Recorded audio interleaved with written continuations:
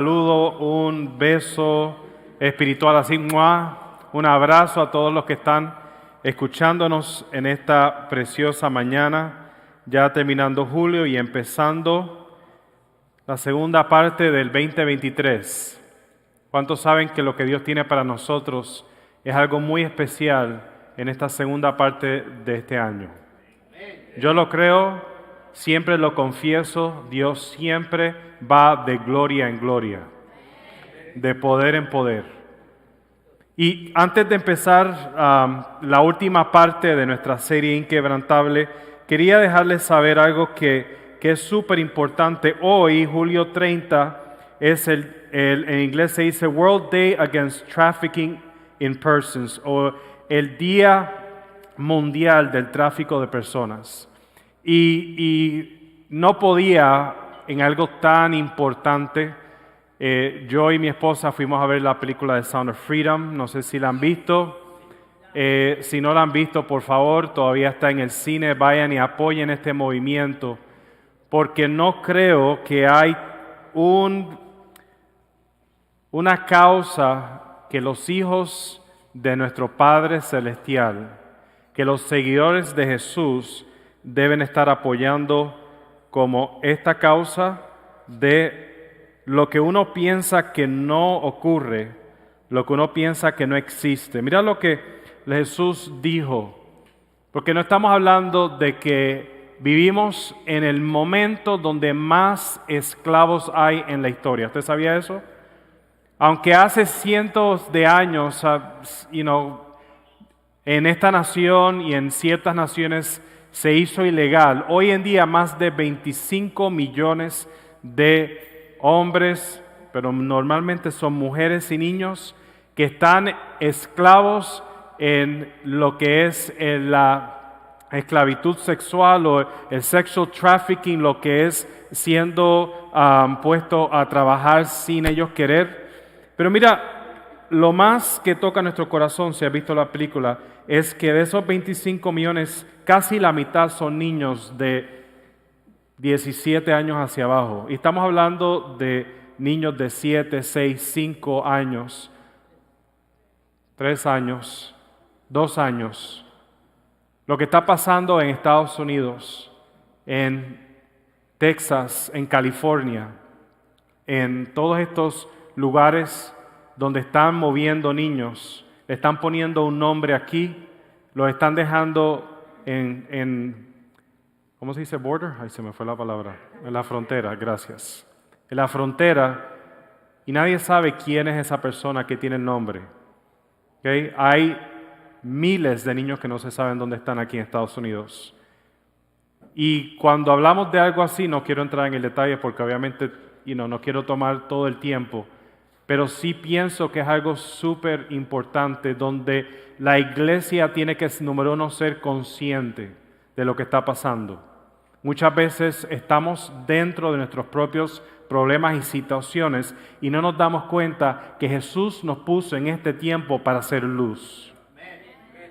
Y cuando no solamente estamos hablando de un tráfico sexual de mujeres, estamos hablando de tráfico sexual de niños, donde el consumidor número uno en el mundo se llama Estados Unidos, donde en este país es donde más se consume la pornografía de infantes, donde vemos que una nación que se llamaba una nación cristiana ha llegado al punto donde consume, supera en dinero. Son 150 billones de dólares que se consumen.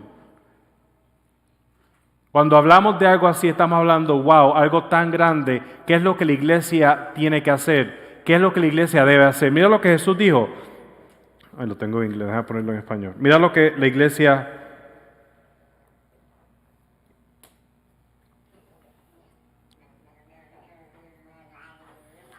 Y el que recibe en mi nombre a un niño como este, me recibe a mí. Pero si alguien hace pecar a uno de estos pequeños que creen en mí, más le valdría que le colgaran el cuello una gran piedra de molino y lo hundieran en lo profundo del mar. Ese es Jesús hablando. Si alguien le hace algo a un niño, es mejor que se cuelgue un pedazo de piedra y sea tirado a lo más profundo de la mar. Esto es mafioso. Jesús se le sale el mafioso en él porque él entiende qué horrible es ese tipo de pecado. Entonces, yo solamente quería tomar un tiempo para traer este punto para que nos informemos, porque uno dice ¿qué uno debe hacer? Debe saber. Mucha gente dice, ay, no quiero escuchar eso, es muy difícil. No, hermanos, si tú no entiendes lo que está pasando, tú no puedes hacer nada. Como padres foster que yo y Diana hemos tenido, donde hemos tenido niños que han pasado por, niños bebés de meses, menos de un año, y han pasado cosas que tú no te... Cuando tú lo tienes ahí, te cambia la vida. Como tú oras, como tú donas, como tú, lo que haces es algo completamente diferente. Si nos mantenemos inconscientes, si no abrimos nuestra mente a lo que está pasando, no vamos a poder hacer una diferencia. Porque lo que no entendemos, es fácil entonces decir, no, eso es muy difícil, eso es eso está allá, eso no es para mí, yo cuido, mi gente, eso es todo. No, hay que informarse, hay que involucrarse y donar, y hay que orar. Por eso es que quiero que nos paremos, vamos a orar un momento. Padre, gracias porque hoy nos juntamos como familia espiritual, como seguidores de Jesús, Señor, y oramos por todos esos niños, todas esas mujeres, Señor, que en este momento, Padre, están pasando el infierno puro. Padre, te pedimos, Señor, que en nuestra propia capacidad, nuestras propias fuerzas quizás no podemos hacer, pero te conocemos un poder que es mucho más grande que el de nosotros, y el poder del Espíritu Santo. Es el poder del reino de Dios que se mueve, Padre. Te pedimos, Señor, que tú traigas un mover, Padre, financiero, un mover, Padre, de todas estas organizaciones que se han levantado a buscar, a coger estos niños, estas mujeres, Señor, y salvarlas, Señor, Padre. Te pedimos, Padre, que tú los cuides, los protejas, Padre, manda ángeles, Señor. Padre, te pedimos, Señor, hoy que tu luz quebrante toda tiniebla, Padre, y sobre todo que tú salves a estas naciones, a este mundo, Padre, de esta oscuridad, porque sabemos que esta necesidad, este pecado es porque hay una falta, Padre, de la luz del mensaje de Jesús en este mundo. Padre, ayúdanos y síguenos usando a poder promover, Señor, tu verdad, la verdad de Jesucristo, la verdad de la cruz de Jesús, Señor. Úsanos, Señor Padre Santo, para poder dar. Padre, bendícenos para poder ser, Padre, influencia financiera. Úsanos, Padre, para poder hablarle a nuestros vecinos. Padre, a poder levantar una nueva generación, Señor, que va a hacer luz a todos estos niños, a todos estos nietos, Señor Padre Santo. Gracias porque no nos movemos en la desesperanza. Padre, no nos movemos, Señor, en la oscuridad, nos movemos en la luz de Jesús, que establece que Él ya tiene la respuesta. Él ya tiene, Padre Santo, lo que tiene que pasar. Por eso nos unimos hoy, por eso oramos en autoridad, quebrantamos este espíritu, quebrantamos este mover, Padre, y declaramos que la luz ya ganó. Tú dijiste, Jesús, en la cruz, que ya tú venciste al mundo, que ya tú venciste al mundo. Por eso, Padre, hoy te pedimos misericordia, te pedimos, Padre, que tú libertes a todos estos niños, Señor, en Sudamérica, en Centroamérica, Padre. Padre, en Asia, Señor, en África, Padre. Padre, en Europa, Señor, que están pasando, Señor, lo que nosotros no nos imaginamos, pero gracias porque así, Señor, tú mandas esos ángeles. Padre, nosotros mandamos esos ángeles para que ellos sean libertados, porque tú viniste a libertar al cautivo. Ese es el llamado de la iglesia. Levanta tu iglesia, Señor Padre. Quebranta toda dureza de corazón, Padre. Padre, toda ignorancia rompla de nosotros y úsanos de cualquier forma, Padre, para hacer una diferencia. En el nombre de Jesús todos decimos amén. Y amén. Amén.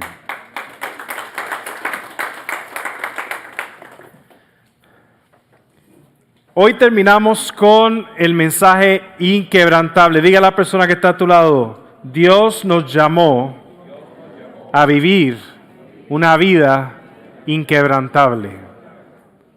Y estamos terminando la historia de José. ¿Cuántos han recibido una inspiración especial por la vida de José? Cómo Dios usó a un hombre, cómo Dios usó la fe de un hombre para cambiar la historia del mundo y para salvar generaciones. Por eso es que yo pienso que José representa la iglesia y José representa el llamado que Dios ha puesto en la iglesia, pero a la misma vez el llamado que Dios ha puesto en CN. Porque nuestra visión, parte de nuestra visión es ganar generaciones. Porque si ganamos al padre, ganamos a la madre, ganamos a los hijos, ganamos las generaciones. El enemigo quiere destruir la generación. Él sabe que si te destruye a ti, no solamente destruye lo que tú representas, sino lo que Dios ha puesto para ti en tu legado y en tu generación. Pero sabemos que Dios nos ha levantado a nosotros para ser inquebrantables, para levantar una generación que cambiará el mundo. Amén. Dios nos está levantando para que en este año 2023 seamos inquebrantables. Porque la diferencia está en quién persevera hasta el final y quién no persevera hasta el final. Eso es un principio que muchas veces se nos olvida. Dios le da un sueño, Dios nos da una visión. Dios le dio a José un sueño, una visión. Y 10 días después no se hizo esa visión una realidad. Y muchas veces vemos en la Biblia, en la historia de grandes hombres y mujeres, que el propósito o la visión de Dios no se cumple inmediatamente. Al revés, hay muchas valles, muchas montañas que hay que pasar para que la visión de Dios se haga una realidad. Si María hubiera sabido cuando Gabriel le dijo que ella iba a ser la mujer que iba a traer a este mundo el Hijo de Dios, si ella hubiera sabido lo que iba a tener que pasar. Es muy chévere recibir la visión, pero es más importante perseverar y llevar a cabo y ser inquebrantable para que esa visión se haga una realidad. No importa en qué momento estemos. ¿Estamos conmigo? Y el propósito de el propósito de este mensaje, el propósito de esta serie es para que sepamos que Dios nos ha llamado a vivir una vida inquebrantable, que sí pueden venir la lluvia, sí puede venir y no como aquí. ¿No se han dado cuenta cuánto trueno ha caído en el mes de julio? Algo está pasando, se está moviendo el mundo espiritual. Porque hemos vivido muchos años y hemos escuchado de tormentas, pero aunque vengan las tormentas, aunque vengan los truenos, aunque venga la lluvia, aunque venga el viento, aunque suba las aguas, si estamos en la roca correcta, en el fundamento correcto, cuando pase todo estaremos firmes, pero no firmes, estaremos en lugares más altos. Porque para unos la tormenta destruye, para otros la tormenta te eleva a otro nivel. Y la diferencia es la actitud, la mentalidad y la perseverancia. Si estás dispuesto, no importa qué, a seguir hacia adelante, porque tú has creído en un Dios que es real y es vivo y sabes que lo que Él dice va a ser. No importa lo que esté pasando en su vida. Hoy quiero terminar con el subtema un hombre humilde. Diga conmigo, un hombre humilde. Hemos tocado diferentes características de la vida de José que nos establecen por qué él fue un hombre inquebrantable. Fue un hombre que en el momento que era joven recibe la visión y cuando ya tú lo ves terminando su vida, era el segundo hombre más poderoso quizás en la tierra. Por lo menos en esa nación de Egipto, donde nace y Dios le da esa visión y cuando su vida termina cumpliendo esa visión. Y hemos leído la historia, hemos visto lo que ha pasado y ya finalmente la semana pasada vimos cuando Faraón tiene el sueño, cuando José le interpreta el sueño a José, cuando el rey pone a José como el segundo en mando y cómo Dios usa a José para no solamente salvar su vida, no solamente salvar a Egipto, pero literalmente Dios usa a José para salvar a toda esa área que iba a pasar por estos 7 años de abundancia y 7 años de escasez. Amén. Y dice la historia, no la voy a leer por el tiempo, pero dice que así como pasó en Egipto, allá donde vivía el papá y los hermanos de José, empieza a haber una hambruna, no hay comida. Y el papá de José, que se llamaba, a ver si quién sabe, Jacob, le dice a sus hermanos, por favor vayan a Egipto y vayan y compren comida porque si nos seguimos en esta situación, vamos a morir. Y los hermanos suben y ¿a quién tienen que pedirle comida? ¿A quién tienen que comprar? Dice la historia que José está ahí y el que se da cuenta, el que se reconocen, los hermanos no reconocen a José. Quizás porque obviamente los egipcios se vestían diferente y no, primero ellos pensaban que José estaba muerto y segundo no se imaginaban que ese hombre que era el segundo en mando iba a ser José. Pero dice la palabra que José se dio cuenta de quién eran ellos, se reconoció a sus hermanos. Todos menos el menor estaban ahí. Y díganme si esto es la situación humana correcta. José estaba en la posición perfecta ¿para qué? Para vengarse de lo que sus hermanos le habían hecho. ¿Qué es lo que los hermanos le habían hecho? Lo habían traicionado, lo querían matar y si no hubiera sido por uno de los hermanos, él hubiera muerto. Porque el enemigo quiere destruirte, quiere matarte. ¿Por qué? Porque él sabe y algunas veces cree más en la visión que Dios ha puesto en ti y el propósito que Dios ha puesto en mí. Él cree algunas veces más que nosotros mismos. Pero gracias porque Dios siempre nos cuida. Porque ¿cuántos de nosotros no estuviéramos hoy si no hubiera sido por la misericordia y la mano de Dios, especialmente cuando no lo conocíamos y Dios nos cuidó? Amén. Y a mí lo más que me impacta de la vida de José, dentro de todo lo que él hizo, todas las características que vimos en él, el líder que fue, lo que aprendimos la semana pasada, qué líder era, cómo él dejó que Dios formara ese líder en él, pero era su humildad, era la capacidad de él entender su posición dentro de los ojos de Dios.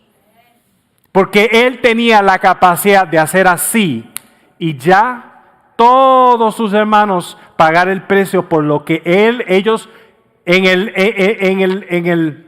el mundo humano era lo que ellos se merecían, ¿verdad que sí? ¿Verdad que lo que hicieron fue algo criminal que se merecían que estuvieran mínimo en la cárcel? Pero mira lo que dice Génesis 45 del 1 al 9. José ya no pudo contenerse, ¿ok? Había mucha gente en la sala y él les dijo a sus asistentes, salgan todos de aquí. Así que estuvo a solas con sus hermanos en el momento de decirles quién era. Entonces perdió el control y se echó a llorar. Claro que sí, obviamente. Lloraba con tanta fuerza que los egipcios podían oírlo y la noticia pronto llegó hasta el paraíso del faraón. ¿Ah? El palacio. ¿Ok? Uno dice, wow, José era un hombre fuerte y él había superado. No, al momento ya había pasado, tienen que leerlo, ya había pasado ciertas cosas, él le había dado comida, bueno, toda una historia había pasado, pero llega al punto donde él dice, tengo que sanarme de esto. Tengo que tocar lo que no quiero, lo que no quiero tocar. Y dice que sacó a todo el mundo y le dijo quién era y empezó a llorar. Dice que lloraba tan duro que llegó hasta el faraón. Versículo 3, soy José, dijo a sus hermanos. ¿Vive mi padre todavía? Pero sus hermanos se quedaron mudos. Probablemente blancos, algunos empezaron a vomitar, quién sabe. Estaban atónitos al darse cuenta de que tenían a José frente a ellos. Por favor, acérquense, les dijo. Entonces ellos se acercaron y él volvió a decirles, soy José su hermano, a quien ustedes vendieron como esclavos en Egipto. Y ahí yo pensaba que él iba a empezar a tirar el fuego, ¿tú me entiendes? Está sacando para afuera todo lo que... Pero mira lo que dice versículo 5. Pero no se inquieten ni se enojen con ustedes mismos por haberme vendido. Fue Dios quien me movió a este lugar antes que ustedes, a fin de preservarles la vida. El hambre que ha azotado a la tierra estos 2 últimos años durará otros 5 años más y no habrá ni siembra ni siega. Dios me hizo llegar antes que ustedes para salvarles la vida a ustedes y a sus familias y preservar la vida de muchos más. Por lo tanto, fue Dios quien me envió a este lugar y no ustedes. Y fue Él quien me hizo consejero del faraón, administrador de todo su palacio y gobernador de todo Egipto. Ahora apresúrense, regresen a donde está mi padre y dígale, tu hijo José dice, Dios me ha hecho señor de toda la tierra de Egipto, así que ven a verme de inmediato. ¿Y qué pasa? Van, imagínate esa noticia para Jacob. Jacob dice, antes de morir quiero ver a José. Ellos todos se mudan a Egipto. Le dan la mejor tierra. Y José y Jacob, padre e hijo, ¿ustedes se imaginan? Los que son padres, haber vivido una vida pensando que su hijo está muerto y de momento que él está vivo y no solamente está vivo, sino es...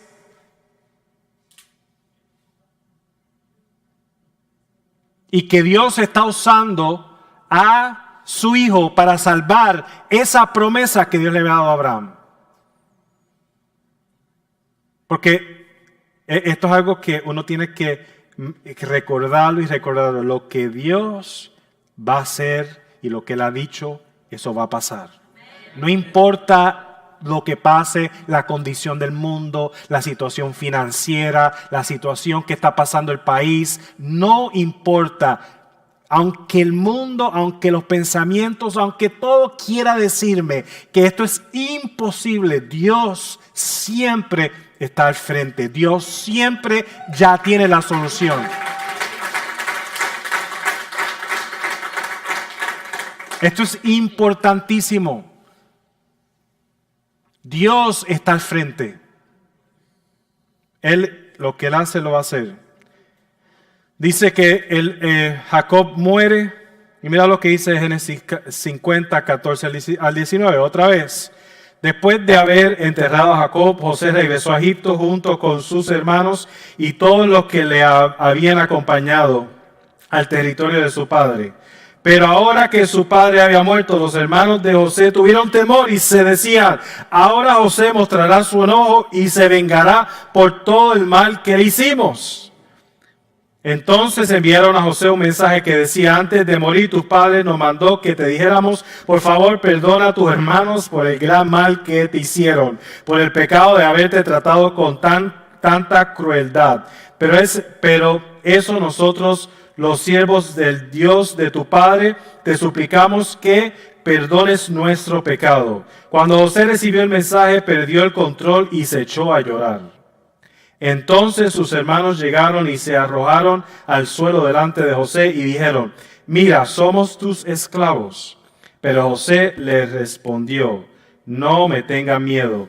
¿Acaso soy Dios para castigarlos? Otra vez Dios pone a José en la situación de poder vengarse, poder establecer. ¿Y por qué yo uso esos dos ejemplos como la humildad? Porque la humildad de Dios tiene que ver cómo tú ves y cómo te ves a ti mismo. Mira lo que dice Proverbios 16:18. El orgullo va delante de la destrucción y la arrogancia antes de la caída. Santiago 4:6 dice, y Él da gracia con generosidad. Como dice las Escrituras, Dios se opone a los orgullosos, pero da gracia a los humildes. Primera de Pedro 5:6, así que humíllense ante el gran poder de Dios y a su debido tiempo Él los levantará con honor. ¿Quién nos levanta? Ok, muy importante. Romanos 12, 3-5. Basado en el privilegio y la autoridad que Dios me ha dado, le advierto a cada uno de ustedes lo siguiente. Ninguno se crea mejor de lo que realmente es. Sean realistas al evaluarse a ustedes mismos. Háganlo según la medida de fe que Dios les haya dado. Así como nuestro cuerpo tiene muchas partes y cada parte tiene una función especial, el cuerpo de Cristo también. Nosotros somos las diversas partes de un solo cuerpo y nos pertenecemos unos a otros. Porque esa es la humildad de Dios. Cuando tú te ves, no a través de los ojos humanos, sino a través de los ojos de Dios, como Dios te ve. Y termino con Filipenses 2, de 3-11. No sean egoístas, no traten de impresionar a nadie. Sean humildes, es decir, considerando a los demás como mejores que ustedes. No se ocupen solo de sus propios intereses, sino también procuren interesarse en los demás. Tengan la misma actitud que tuvo Cristo Jesús. Aunque era Dios, no consideró que el ser igual a Dios, que el ser igual a Dios fuera algo a lo cual aferrarse. En cambio, renunció a sus privilegios divinos, adoptó la humilde posición de un esclavo y nació como un ser humano. Cuando apareció en forma de hombre, se humilló a sí mismo en obediencia a Dios y murió en una cruz como morían los criminales. Por lo tanto, Dios lo elevó al lugar de máximo honor y le dio el nombre que está por encima de todos los demás nombres, para que ante el nombre de Jesús se doble toda rodilla en el cielo y en la tierra y debajo de la tierra, y toda lengua declare que Jesucristo es el Señor, para la gloria de Dios Padre.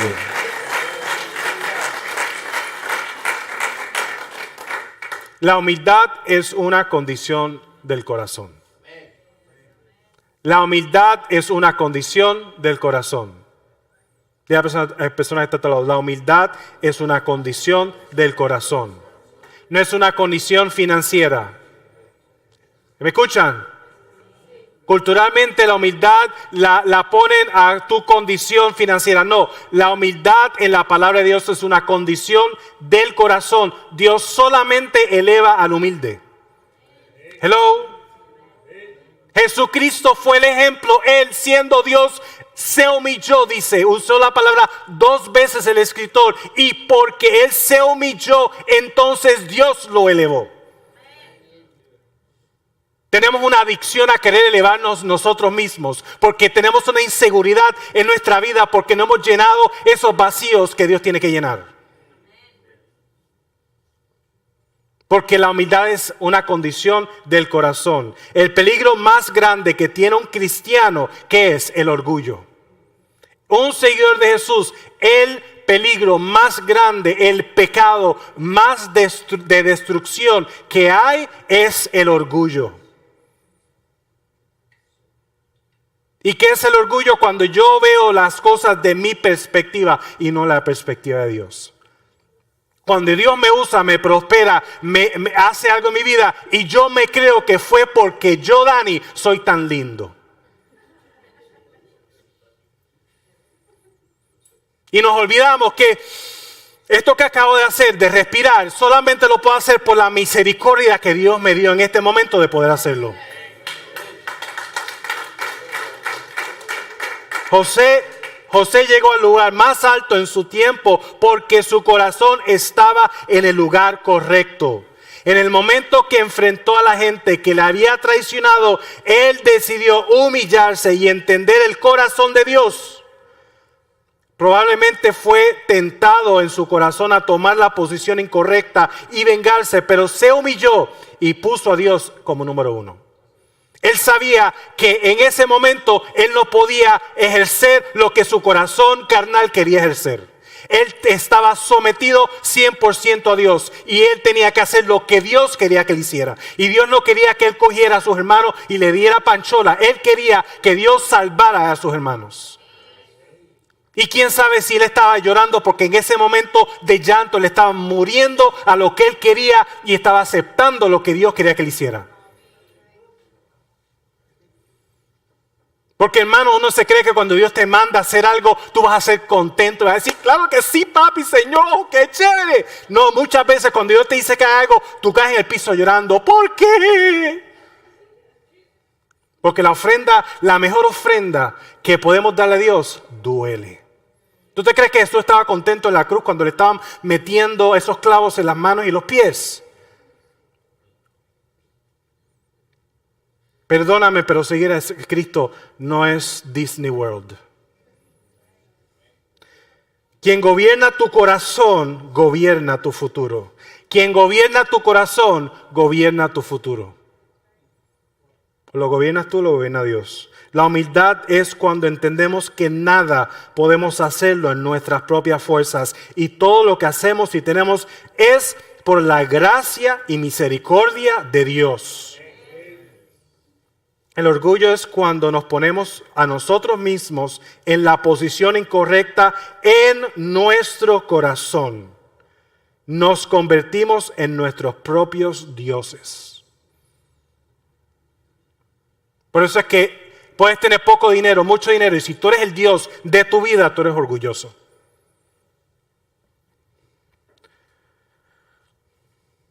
No dice, ¿cómo puede ser que David, siendo el hombre más, el hombre que tenía el corazón, estaba cerca de Dios, escribió tantos salmos y peca de la forma que peca? ¿Cómo puede ser que Salomón en la gloria más grande y pierde todo?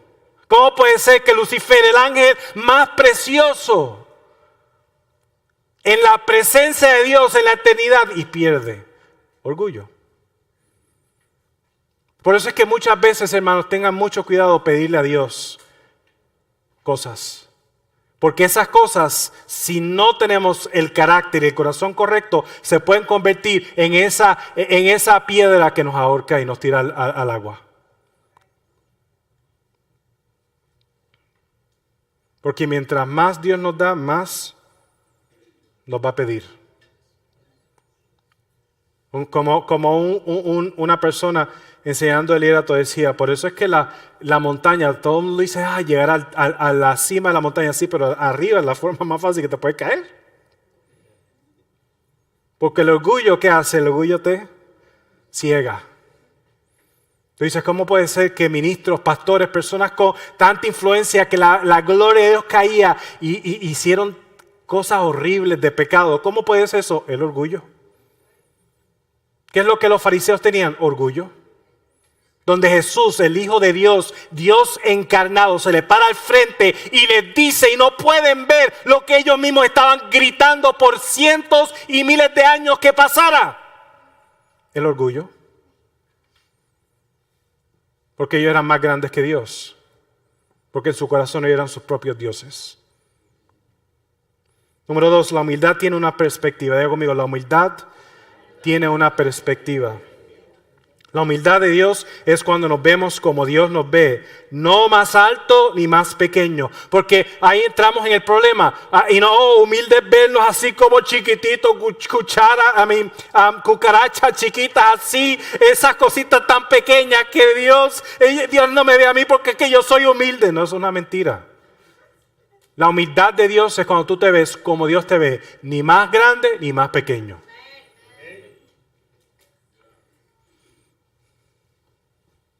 Ok, es bueno saber, oh, yo sé quién yo soy, tremendo, pero yo sé quién Dios ve quién soy yo.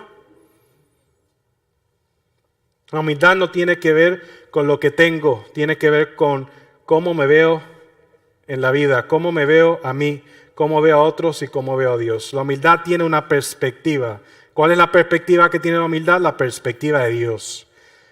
La humildad tiene la capacidad de discernir qué es lo verdadero y lo correcto. El orgullo es una ceguera espiritual donde te quita completamente la capacidad de escuchar y discernir la voz de Dios. ¿Me escucharon eso? Pues te da una perspectiva falsa que solo alimenta tu carne, pero te pone en una posición de mucho peligro que puede terminar en destrucción. Pastor, eso pasa mucho, bueno, por lo menos en mi matrimonio, no sé si en el tuyo, pero que Dios le da discernimiento a mi esposa para que me lo diga a mí. Y yo digo, Señor, pero si yo te puedo escuchar a ti, ¿por qué tú no me lo dices? Háblame a mí, Señor, grítame, dime, Señor. ¿Por qué le lo dices a ella? Orgullo. Uy, qué difícil. Cuando otra persona es la persona que te tiene que decir, hey,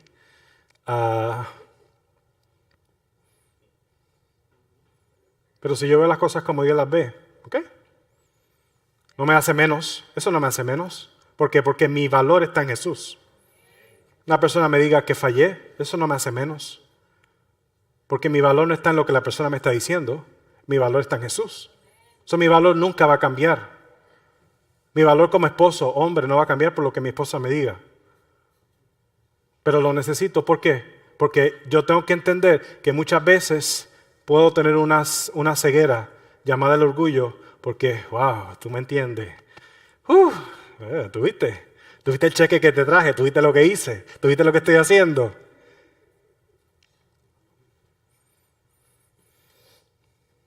José entendió que aunque él tenía grandes habilidades, Dios era el centro de sus victorias.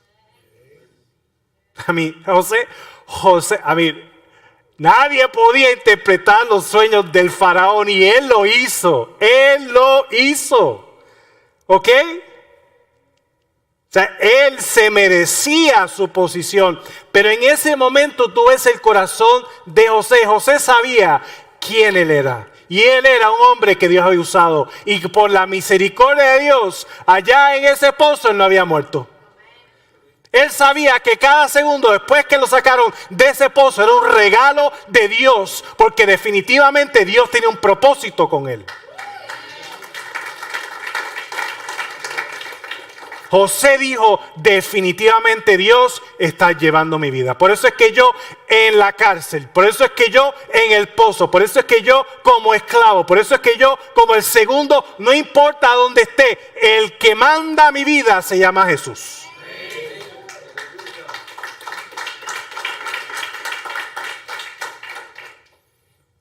Y yo sé que suena muy lindo, hermanos, pero espero que entiendan lo que estoy diciendo. Suena lindo, pero esto no es para que suene lindo, es para que lo vivamos todos nosotros. Para que digamos, Jesús, tú me dices el norte, yo voy para el norte. Tú me dices da, yo voy a dar. Tú me dices brinca, yo voy a brincar. Tú dices esté ahí, yo voy a estar ahí.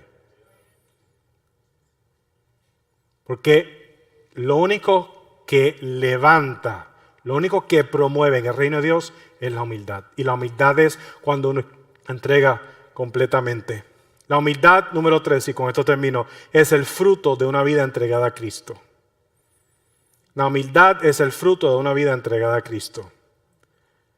La humildad es el fruto de una vida entregada a Cristo. Cuando nosotros entregamos nuestra vida completamente a Jesús, y eso es algo que se hace todos los días, diariamente. La clave para mantenernos en un espíritu humilde es morir a nuestras pasiones y deseos, entregarle todo a Jesús y vivir solo para Él. Esto no significa lo que culturalmente se ha hecho, porque ¿qué es lo que hizo la iglesia a través de los años? se apartó del mundo. Hicieron monasterios, se metieron en las cuevas, se metieron en los lugares. Ok, me voy a apartar para Dios, me voy a desconectar del mundo y voy a meterme en mi cueva y voy a ir a orar todos los días y leer la Biblia y así voy a vivir una vida humilde. Eso no es lo que dice la palabra. Porque tú puedes estar en la cueva leyendo y orando todos los días y tú eres el centro. Tú eres el centro. Tú estás diciendo, ¿ves Dios como oro? ¿Ves cómo leo la palabra? ¿Tú ves cómo yo estoy haciendo las cosas y tú eres el centro? No tiene nada que ver con una acción. Tiene primero que ver con la condición del corazón. ¿Qué estamos haciendo en nuestra vida interna? Entregándole todo, decidiendo morir a nuestras pasiones, a nuestros deseos. Esto es una actitud, es un estilo de vida y es una filosofía de cómo vivir para Dios.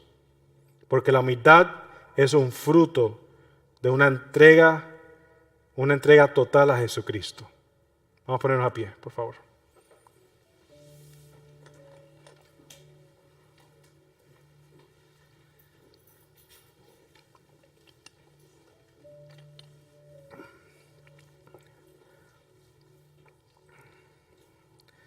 Una pregunta a todos los que me están escuchando, sea aquí o sea por cualquier otro medio. ¿Le has entregado a Jesús tu vida completamente? ¿Has dicho, Jesús, hoy quiero seguirte, quiero dejar mi vida pasada y quiero entregártelo todo? Dice, y lo leímos, el escritor dice que Jesús se humilló. ¿Hasta qué momento se humilló? Hasta la muerte en la cruz. Lo hizo, dice la palabra, porque te amó a ti y me amó a mí.